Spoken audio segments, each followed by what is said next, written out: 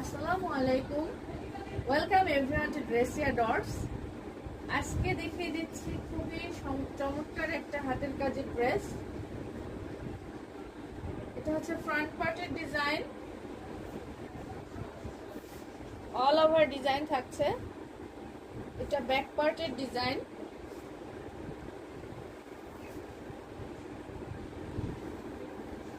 স্লিভসের design. এরপরে দেখে নিচ্ছি ড্রেসের ওড়না।